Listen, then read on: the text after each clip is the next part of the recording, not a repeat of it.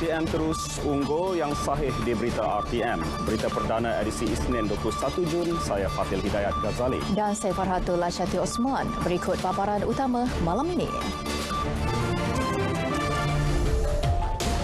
Proses vaksinasi untuk ibu hamil bermula hujung minggu ini di Kuala Lumpur dan Perlis.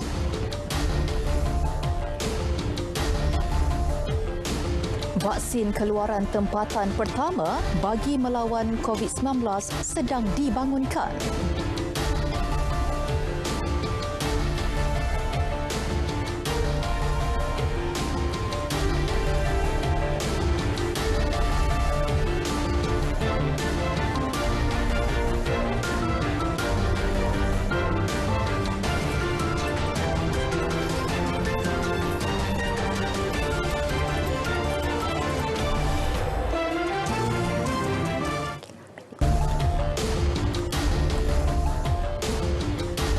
Assalamualaikum, salam sejahtera. Proses pemberian vaksin COVID-19 kepada ibu hamil akan dimulakan hujung minggu ini di Kuala Lumpur dan Perlis.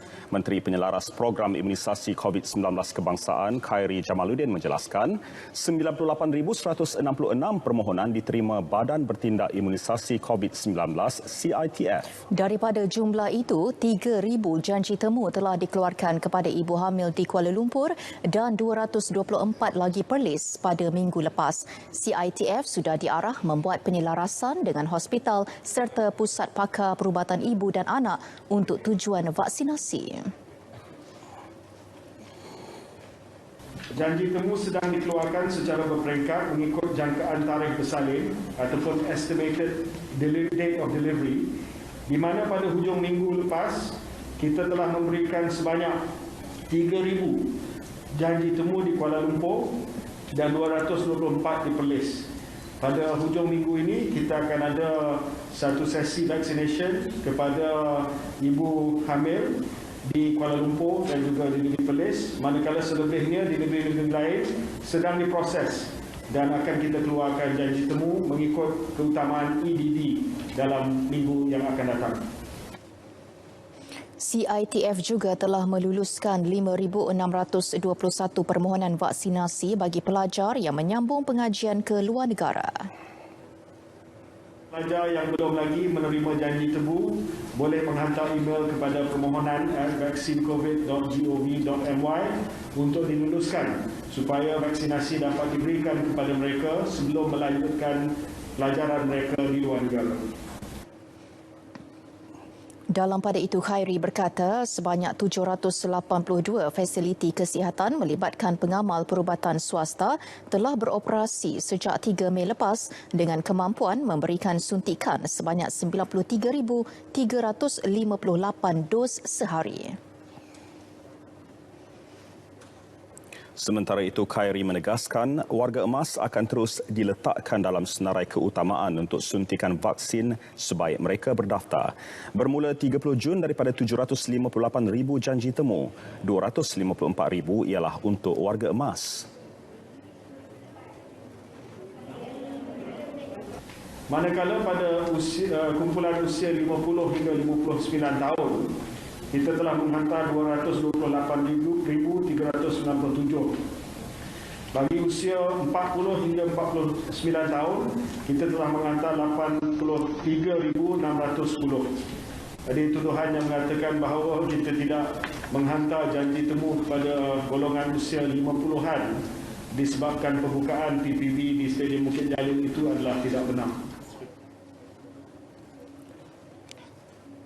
Khairi turut memaklumkan 10% iaitu 3.2 juta populasi Malaysia dijangka selesai divaksinasi dengan 2 dos suntikan vaksin COVID-19 pada pertengahan Julai ini. Sasaran itu dapat dicapai berdasarkan pertambahan bilangan pusat pemberian vaksin PPV yang telah dibuka serta jumlah bekalan vaksin COVID-19 yang diterima.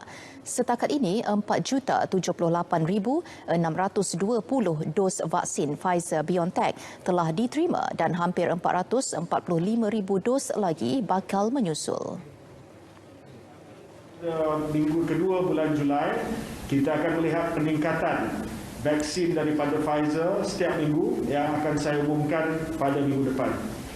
Bagi vaksin CoronaVac daripada Sinovac, sebanyak 3,687,880 dos telah diterima, manakala pada minggu ini sebanyak 760,880 dos akan diedarkan kepada fasiliti. Bagi AstraZeneca, kita telah menerima 828,000 dos setakat ini dan kita akan terima penghantaran baharu daripada AstraZeneca pada awal bulan Julai. Dengan menggunakan teknologi messenger acid ribonucleic atau ringkasnya mRNA, Malaysia sedang membangunkan vaksin keluaran tempatan yang pertama bagi melawan COVID-19. Memaklumkannya pada sidang media bersama Khairi Jamaluddin, Menteri Kesihatan Datuk Seri Dr. Adham Baba berkata, vaksin itu hasil kerjasama Institut Kajian Perubatan IMR dan Universiti Putra Malaysia UPM. Vaksin yang dibangunkan sejak November tahun lalu itu kini dalam peringkat pengklonan varian asal virus serta varian lain SARS-CoV-2.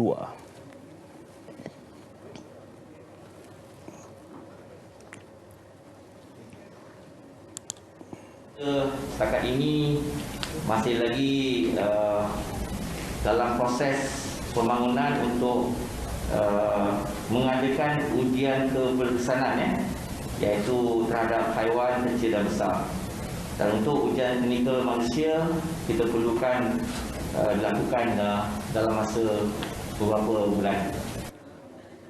Setakat ini hanya 2 pengeluar menggunakan teknologi mRNA bagi penghasilan vaksin yang sedia digunakan, iaitu Pfizer-BioNTech dan Moderna. 10,000 individu bakal menerima manfaat pemberian vaksin di Pusat Pemberian Vaksin PPV Stadium Nasional Bukit Jalil setiap hari. PPV berskala besar itu membolehkan lebih ramai rakyat divaksinasi, khususnya mereka yang berada di Lembah Kelang. Butirannya bersama wartawan Siti Nurul Husna Bukhari. PPV Stadium Nasional Bukit Jalil memulakan operasinya hari ini dengan permulaan 3,000 penerima. Jumlah itu dijangka meningkat ke 5,000 suntikan dan seterusnya 10,000 suntikan setiap hari. PPV Mega ini antara yang terbesar selain Pusat Dagangan Dunia Kuala Lumpur, The Mines dan Pusat Konvensyen Kuala Lumpur, KLCC. Inisiatif diterajui Kementerian Sains, Teknologi dan Inovasi dengan kerjasama Kementerian Kesihatan melalui program imunisasi COVID-19 kebangsaan bagi penggunaan fasiliti secara optimum. Kerjasama antara CITF, KKM, ATM dan juga HCO kita. Ada 3 healthcare provider di sini yang telah menyediakan semua ruang vaksinasi yang saya melihat agak selesa, ya, untuk kita memberi keselesaan kepada orang ramai supaya dapat diberikan vaksin dengan kadar yang cepat dan dengan suasana dan juga dengan persekitaran yang selesa. Selain di Bukit Jalil, Stadium Tertutup Axiata Arena turut digunakan sebagai PPV bagi tujuan sama sejak 7 Jun lalu dengan memfokuskan warga emas serta orang kelainan upaya OKU. Hari ini Pusat Pemberian Vaksin PPV Bukit Jalil memulakan operasinya dengan pemberian vaksin kepada kira-kira 3,000 penerima yang telah pun mendaftar di dalam aplikasi MySejahtera sejak awal-awal dahulu. Turut diberikan fokus adalah kepada mereka yang berusia 60 tahun ke bawah. Jadi untuk anda jangan lupa untuk kemaskini MySejahtera anda, mana tahu nama anda tercatat di situ, dan jangan lupa juga untuk mengenakan pakaian yang sesuai kerana PPV Mega ini juga dibuat dengan secara separa terbuka. Oleh itu jangan lupa mengenakan pakaian yang sesuai, bawa payung, kipas mini dan jangan lupa kad pengenalan anda. Lindung diri, lindung semua. Saya Siti Nurul Husna Bukhari untuk RTM. Seramai 1.612 juta individu telah lengkap 2 dos vaksin di bawah program imunisasi COVID-19 kebangsaan setakat semalam. Menteri Kesihatan Datuk Seri Dr. Adham Baba memaklumkan seramai 4.202 juta individu atau 12.9% populasi negara ini telah menerima dos pertama, menjadikan jumlah keseluruhan pemberian dos pertama dan kedua sebanyak 5,815,575 dos. Jumlah pemberian vaksin harian semalam 140,573 dos melibatkan 116,514 penerima dos pertama dan 24,059 dos kedua. Jumlah pendaftaran vaksin pula 15,426,982. Berikut data harian vaksinasi COVID-19 dan pendaftaran mengikut negeri-negeri.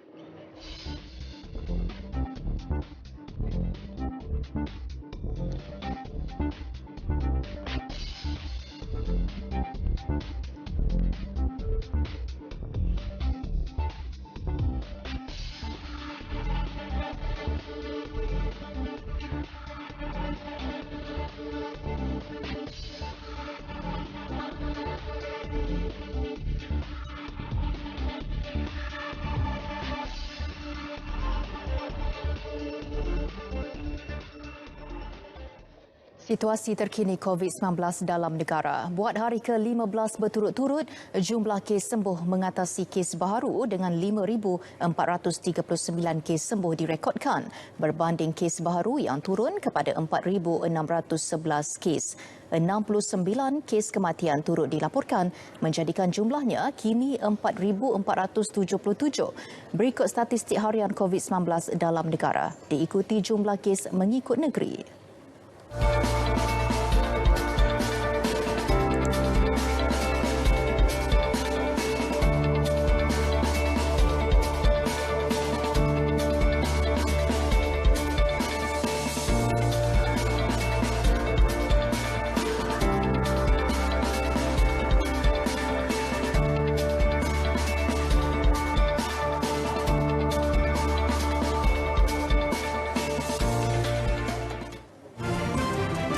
%80 polis Kuala Lumpur sudah terima vaksin COVID-19. Paparannya seketika nanti, teruskan setia bersama kami.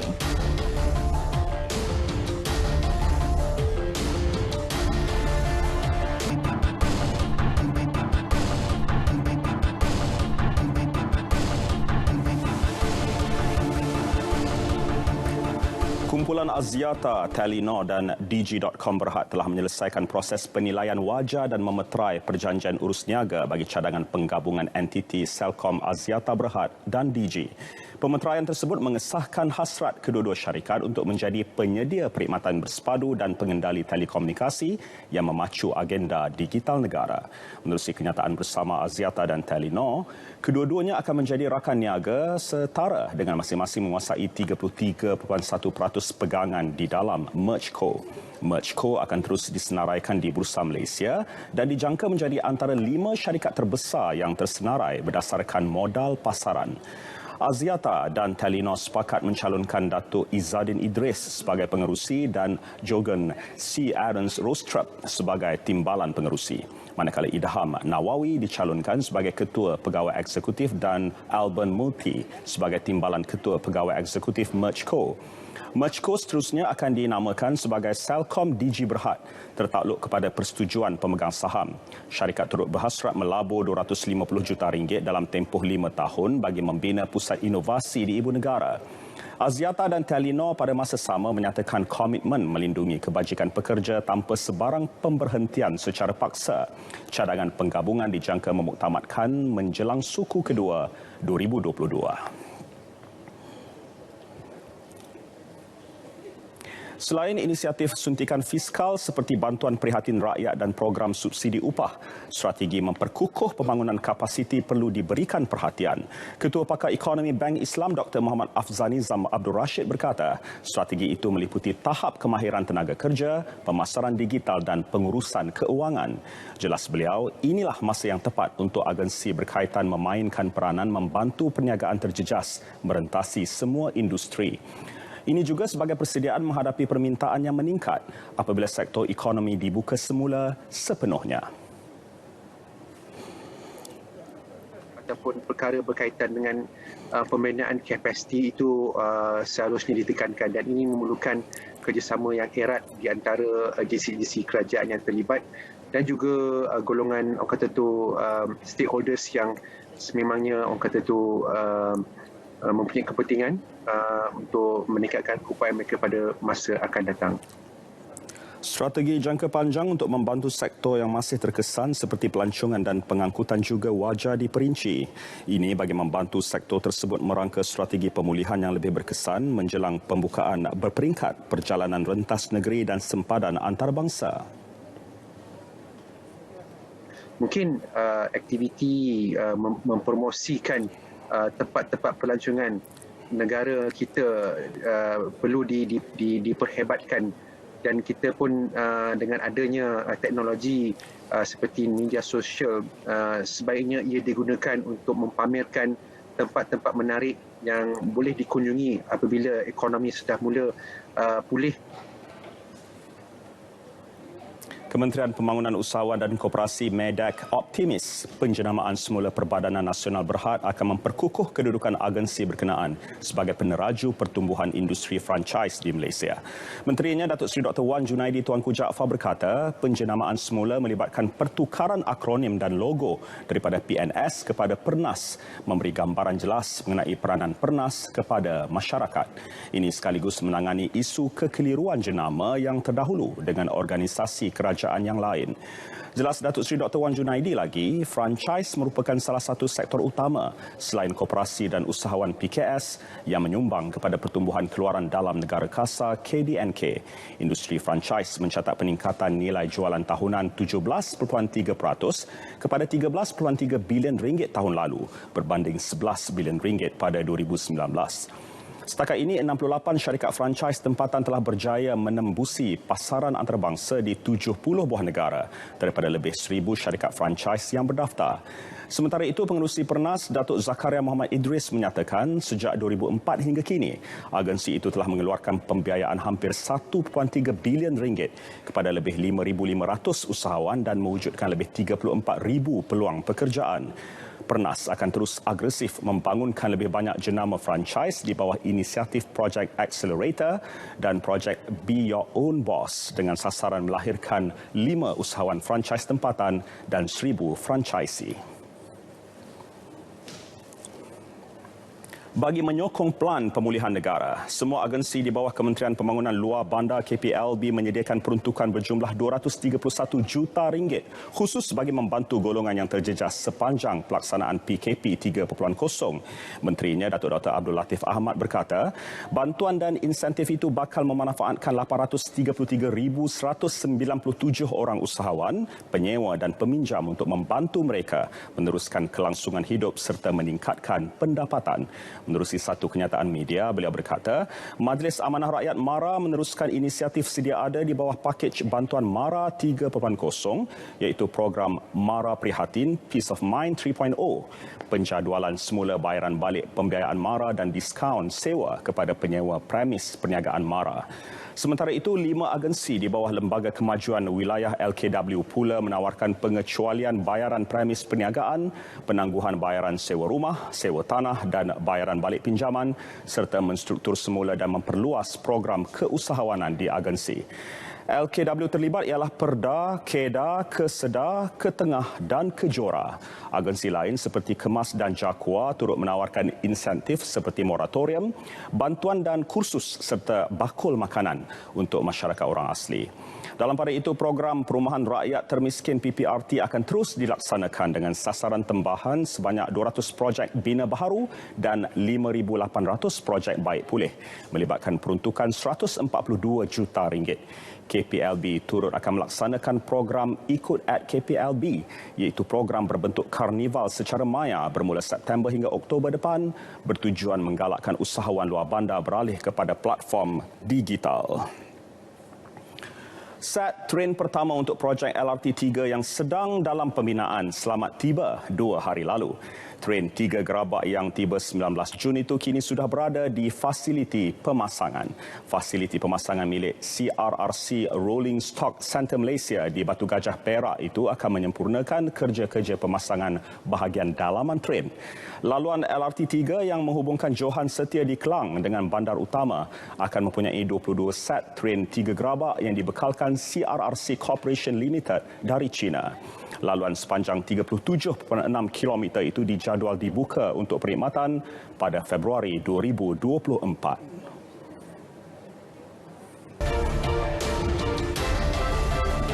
bertemu kembali. Orang ramai diingatkan agar tidak melakukan pembelian panik terhadap barangan kawalan seperti gula dan minyak masak bersubsidi. Ini kerana bekalan barangan kawalan sentiasa dipantau oleh pihak berkuasa bermula daripada peringkat penerimaan. Menurut Timbalan Pengarah Kementerian Perdagangan Dalam Negeri dan Hal Ehwal Pengguna Sabah, Taha Julai, tinjauan mendapati tiada masalah bekalan barang kawalan di negeri ini, khususnya gula dan minyak masak yang masih boleh diperoleh dengan mudah. Beliau meninjau barang kawalan dan pematuhan prosedur operasi standard SOP PKP 3.0 di salah sebuah pasaraya di Kota Kinabalu. Taha yang juga Ketua Pegawai Penguasa berkata, ini isu kekurangan bekalan barangan kawalan di beberapa buah daerah adalah disebabkan oleh faktor lain yang sedang dalam siasatan. Di Sabah ni ada juga yang masih belum menerima atas faktor-faktor tertentu dan kita dah beri arahan supaya semua pembekal dan juga pemborong ni mengagihkan secara lancarlah kepada semua peruncit-peruncit di tempat tersebut. Beliau turut meminta orang ramai agar terus mematuhi Akta Pencegahan dan Pengawalan Penyakit Berjangkit 1988 Akta 342 dengan menghadkan pergerakan untuk mendapatkan barangan keperluan. Kira-kira 80% daripada 9,200 pegawai dan anggota di Ibu Pejabat Polis Kontingen Kuala Lumpur telah menerima suntikan vaksin COVID-19 setakat ini. Timbalan Ketua Polis Kuala Lumpur, Datuk Yong Lei Chu berkata, ahli keluarga anggota turut menerima suntikan vaksin dalam usaha untuk mencapai imuniti kelompok di Kuala Lumpur menjelang Ogos. Bermula hari ini, 6,000 anggota PDRM yang bertugas di Kuala Lumpur dan ahli keluarga akan menerima suntikan vaksin COVID-19 menerusi inisiatif truk vaksin bergerak MyMedic at Wilayah.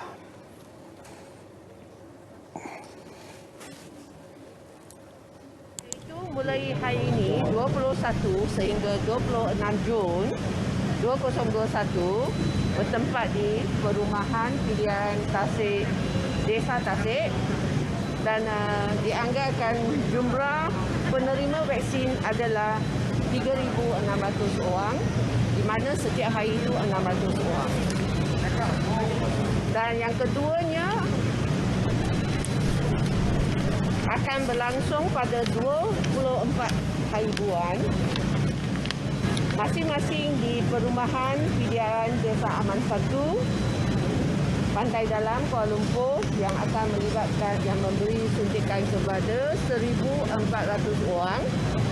Dan pada hari yang sama iaitu 24 Jun juga di Perumahan PDRM Desa Aman 2 Pantai Dalam akan melibatkan seramai 1,000 orang.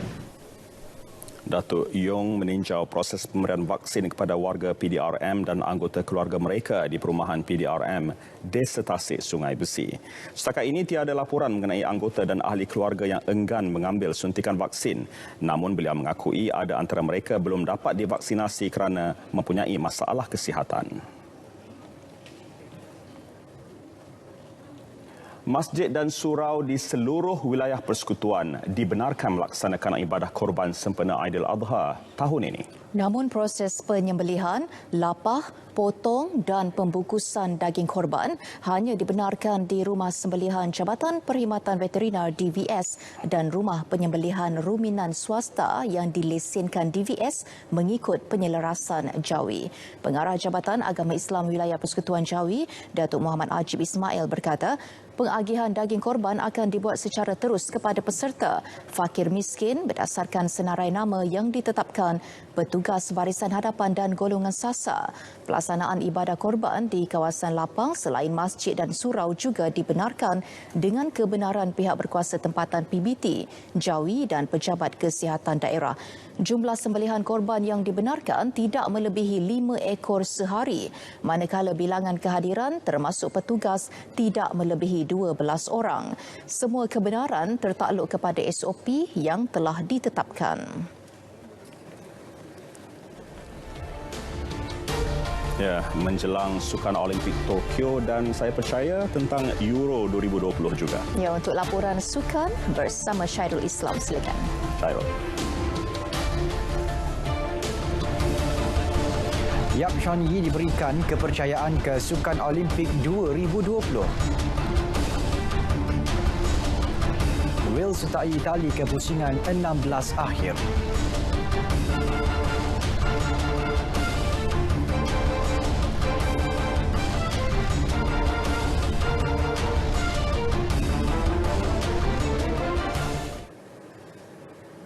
Assalamualaikum, salam sejahtera bersama saya Syairul Islam dalam edisi Sukan. Ini berita terbaru kami terima dari kem olahraga menjelang Sukan Olimpik 2020. Ratu lompat tinggi negara Yap Sean Yee menjadi pilihan bagi memperoleh wildcard ke Tamasya Tokyo pada 23 Julai ini. Perkara tersebut disahkan Presiden Kesatuan Olahraga Malaysia KOM, Datuk SM Mutu secara eksklusif kepada RTM hari ini. Menurut Datuk Mutu, wildcard tersebut diberikan kepada atlet wanita dengan Sean Yee sebagai pilihan badan induk tersebut susulan prestasi atlet itu yang dilihat meyakinkan. Dalam masa sama, Datuk Mutu turut berharap jaguh lompat tinggi lelaki negara Lee Hak Wei yang menjuarai kejohanan olahraga Kosanov Memorial di Almaty, Kazakhstan Ahad lalu mampu melepasi kelaikan Sukan Olimpik secara merit.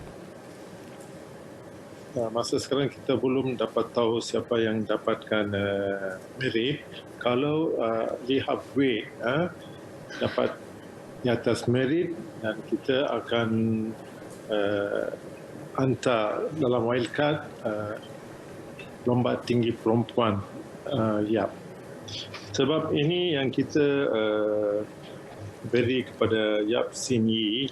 Kalau orang yang dapat merit, dia ada beri satu kota untuk wanita pergi ke Olimpik di atas wildcard. Sean Yee mula mencuri tumpuan selepas melakar kejutan memenangi pingat emas acara lompat tinggi wanita dengan ketinggian 1.81 meter pada Sukan SEA Filipina 2019. Ketika ini rekod kebangsaan bagi acara lompat tinggi wanita masih kekal menjadi milik Sean Yee dengan cacatan 1.83 meter dilakukan ketika memenangi pingat gangsa pada Sukan SEA 2017. Pada Sukan Olimpik 2016 di Rio de Janeiro, Brazil, skuad olahraga Malaysia diwakili oleh atlet lompat tinggi Norraj Singh dan Zaidatul Husniah Zulkifli dalam acara 100 meter wanita. Selepas mencipta kecemerlangan pada kejohanan olahraga Kosanov di Almaty, Kazakhstan semalam, jaguh lompat tinggi negara Lee Hak Wei mengumumkan bahawa Sukan SEA 2021 di Hanoi, Vietnam bakal menjadi penampilan terakhir buatnya. Pada kejohanan di Kazakhstan, Hak Wei 34 tahun berjaya meraih pingat emas selepas menamatkan saingan akhir dengan cacatan 2.10 meter jauh di bawah prestasi terbaiknya iaitu 2.29 meter yang dicatat pada 2019. Game, maybe this is my last SEA game lah. Sebab belakang lagi ada Norraj lagi. Maybe I will let him handle it. My target is the SEA game sudah lama lah. I have to break the record. SEA game record. Sepanjang menyertai Sukan SEA sejak 2007, Hak Wei telah menyumbang pingat emas pada 3 edisi terdahulu iaitu pada 2007 di Thailand, 2009 di Laos dan 2011 di Indonesia. Pada aksi Tamasya tahunan di Hanoi, Hak Wei merancang meleburkan rekod pribadinya selain mahu memecahkan rekod Asia Tenggara. Baik, Majlis Paralimpik Malaysia MPM menaruh harapan tinggi agar Tamasya Sukan Paralimpik Tokyo di Jepun dan Sukan Para ASEAN di Hanoi dapat diteruskan mengikut perancangan. Presidennya Datuk Seri Megaddi Syahriman Zaharuddin berkata, setakat ini persiapan atlet negara bagi menghadapi tamasya tersebut berjalan lancar. Saya telah mendapat maklumat dari Jepun, kami akan continue. Kami akan langsung ke Jepun mungkin dalam 10 hari sebelum tamasya. Mungkin dalam 10 ke 12 hari bulan Ogos kita akan ke Tokyo lah. Dan untuk untuk Hanoi juga tidak ada kata putus sama ada Vietnam Hanoi pada tahun ini 2021 Asian Games akan ditunda atau akan dibatal. Tapi kami di MPN Majlis Parlimen Malaysia telah menghantar surat untuk membantah supaya tidak dibatalkan, tapi kita juga memberi himan nasihat dan juga kita boleh sanggup untuk membantu mereka dari segi teknikal dan juga dari segi apa-apa juga koordinasi yang perlu kami bagilah. Beliau yang juga pengerusi ahli Lembaga Pemegang Amanah Yayasan Usahawan Negara bercakap kepada pemberita selepas menghadiri program pemberian voucher tebus minyak percuma untuk pemandu teksi di Alustar Kedah. Setakat ini, 13 atlet Paralimpik telah mengesahkan tiket ke Tokyo secara merit. Selepas trio memanah recurve lelaki negara, kini giliran pasukan wanita pula terlepas peluang ke Sukan Olimpik Tokyo. Terbaru, trio Shakira, Mas Syaih, Nurul Azrina Muhammad Fazil dan Nur Ain Ayuni Fauzi tersingkir seawal pusingan pertama kejohanan kelayakan Sukan Olimpik 2020 di Paris, Perancis. Dalam saingan kelayakan tersebut, trio berkenaan gagal menyaingi kehebatan pasukan Brazil yang dibarisi An Marcel dos Santos, Sarah Nikitin dan Ana Luisa Sliatikas Ketano selepas tewas 6-2. Hanya 3 slot jadi rebutan bagi kempen kelayakan terakhir Olimpik Tokyo yang dijadual berlangsung pada 23 Julai hingga 8 Ogos. Setakat ini 9 pasukan telah mengesahkan kelayakan beraksi dalam acara recurve berpasukan wanita iaitu Belarus, China, Taiwan, Great Britain, Jerman, Jepun, Korea, Rusia dan Ukraine.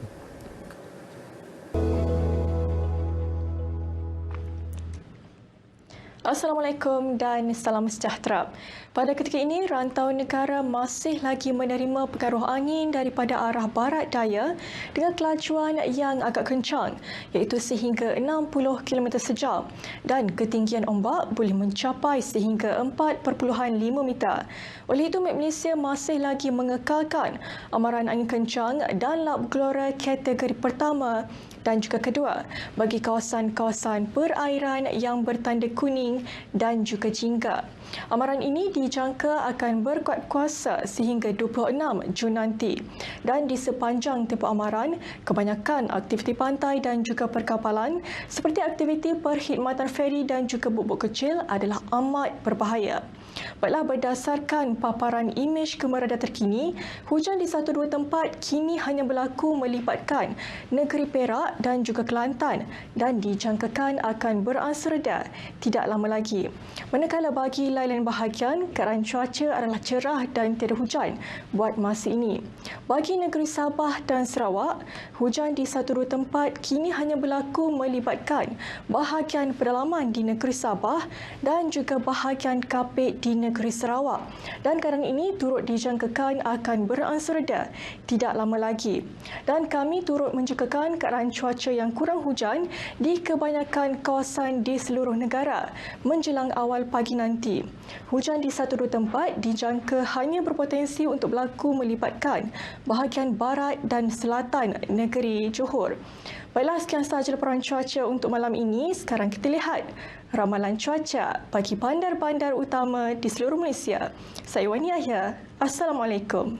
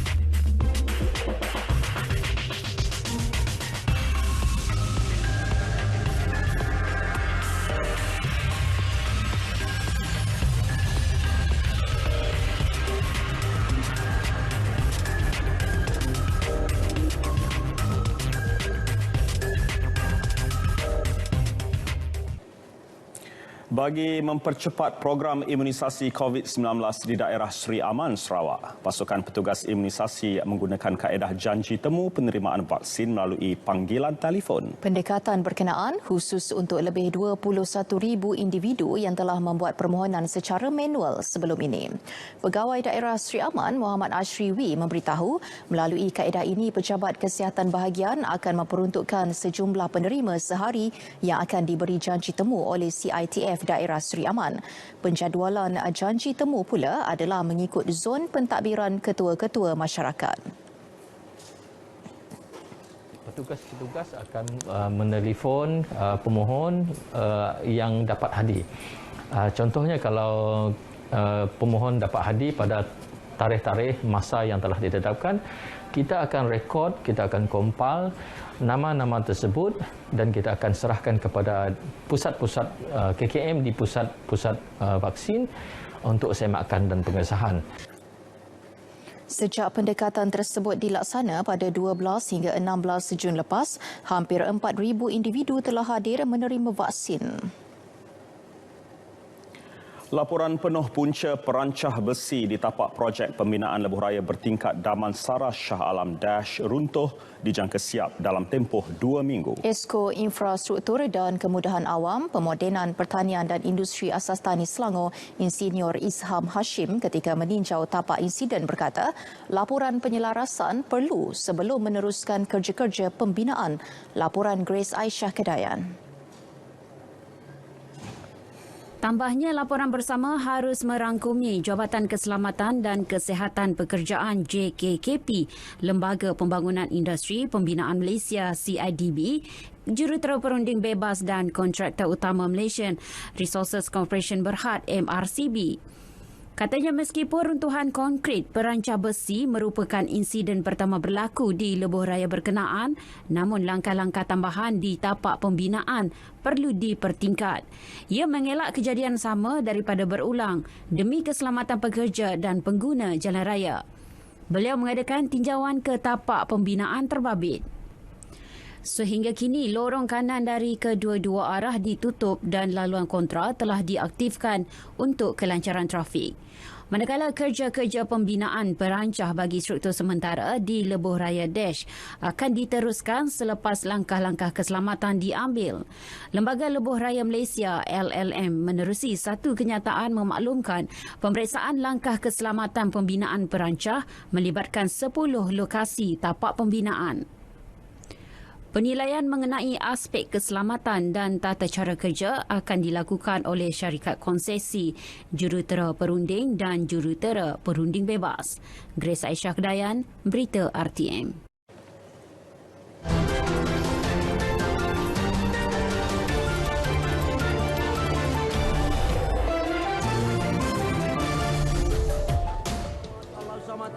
Rakaman video kelibat lelaki berpakaian serba merah bertenggek atas pokok mencuri tumpuan ramai. Perakam video ini sendiri cemas dan panik sambil membaca ayat-ayat suci Al-Quran sebagai pendinding. Tambahan lagi, selepas lembaga tersebut memandang tepat ke arahnya dengan matanya yang seakan-akan bercahaya. Bagaimanapun belum dapat dipastikan kesahihan video berkenaan yang didakwa dirakam di Indonesia.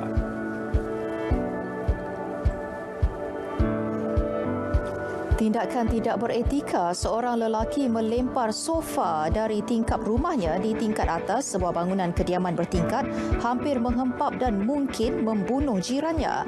Lelaki berkenaan dikatakan mahu membuang sofa tersebut selepas dia membeli sofa baru. Kejadian itu berjaya dirakam kamera litar tertutup di bangunan berkenaan. Tindakan tidak bermoral itu amat dikesali netizen kerana membahayakan nyawa dan mencemar kebersihan sekitar.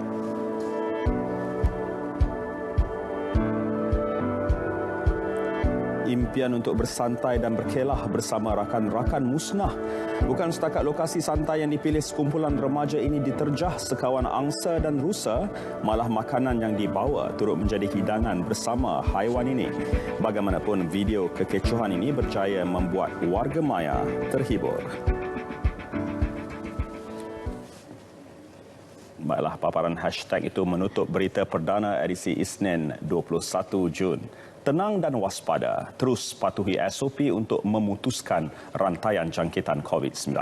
Kepada yang belum daftar vaksin, daftar segera di MySejahtera dan teruskan berdoa untuk keselamatan dan kesejahteraan kita semua. Assalamualaikum dan salam sejahtera.